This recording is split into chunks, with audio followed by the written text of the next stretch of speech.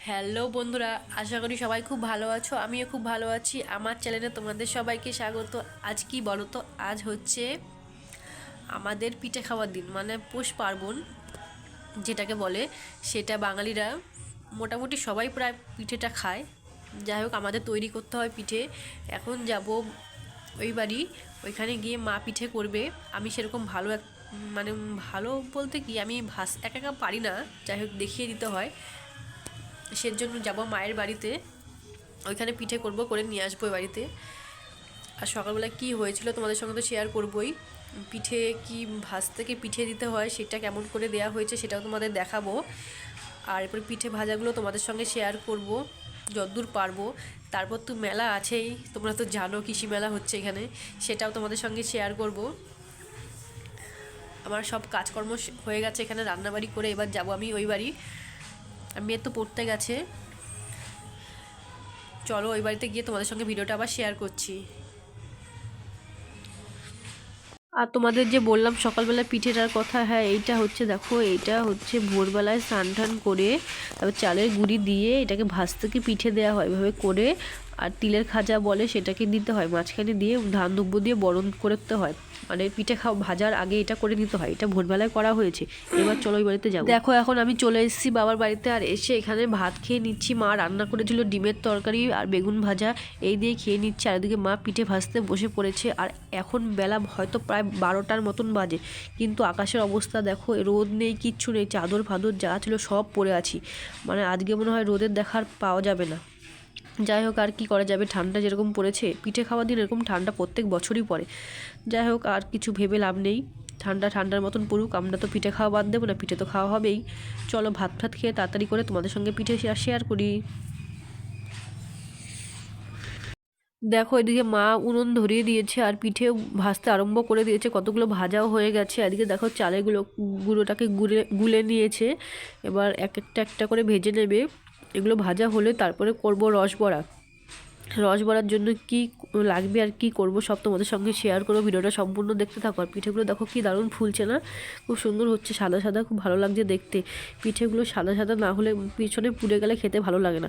যাই হোক, এবার চলো দেখো রসবড়ার জন্য আমি এখানে ডাল ভিজিয়ে নিয়েছি, কাঁচা কলার ডাল। এটাকে এখন মিক্সিতে দিয়ে ভালো করে গুঁড়ো করে নেব। তারপর এটাকে ফ্যাটিয়ে তারপরে করা হবে রসবড়া। তোমরা যে যে খেয়েছো তারা তো জানোই কেমন করে তৈরি করতে হয়। আর দিয়ে দেখো আমি সব হয়ে গেছে আমার করা। এদিকে উনুনে তেলও দেওয়া হয়ে গেছে, আর বড়াগুলোকে এক এক করে ছাড়িয়ে দেওয়া হয়েছে। দেখো কি সুন্দর ফুলে ফুলে উঠছে, তাই না? খুব সুন্দর লাগছে দেখতে। দেখো একটা ভাজা হয়ে গেল, আরেকটা দেওয়া হচ্ছে এখানে। দেখো গোল গোল করে কি সুন্দর দেওয়া হচ্ছে, আর তেলে দেওয়ার সঙ্গে সঙ্গে ফুলে ফুলে উঠছে।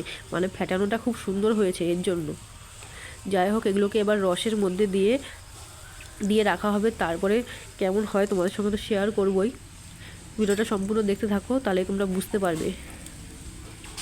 দেখো সবগুলোকে এখন লাল লাল করে ভেজে নেওয়া হবে। তারপর আমার অবস্থাটা দেখো, পিঠে ভাজা ওগুলো কমপ্লিট করে তারপরে দুপুরবেলা একটু ঘুমাইনি, রেখে শুয়ে এবার দেখি দাদাভাই ফোন করেছে তাড়াতাড়ি মেলায় আসলাম। কারণ দাদারা এসছে। এখন এসে দেখি দাদা বৌদি সবাই এসছে। এবার আমিও চলে আসলাম। এসে দেখো সবাই মিলে এখানে ফুচকা খাচ্ছি। আর আমি ফুচকাটা খাইনি, শরীরটা ভালো লাগছিল না, কারণ পিঠে পিঠে খাওয়া হয়েছে তো, তার জন্য। আর তারপরে ওদের ফুচকা খাইয়ে ভেবেছি নিয়ে যাবো বাড়িতে, গিয়ে ওদের পিঠে দেবো। চলো ওদের নিয়ে যাই বাড়িতে, তারপর দেখি পিঠে খাই কি না খাই, তারপর আরও কিছু ঘুরে তারপর বাড়িতে যাবো। তারপর দাদা বৌদিরা এসেছিলো বাড়িতে, এসে পিঠে খেয়ে গেল। আর মেয়েদের জন্য টিফিন কারিতে করে একটু দিয়ে দিলাম। যাই হোক, আরেকদিকে দেখো এটা খাওয়া দাওয়া আমাদের কমপ্লিট হয়ে গেছে। তারপর তোমাদের সঙ্গে ভিডিওটা শেয়ার করলাম, আর তোমাদের সঙ্গে ভিডিওটা শেয়ার করতে ভুলেই গেছি।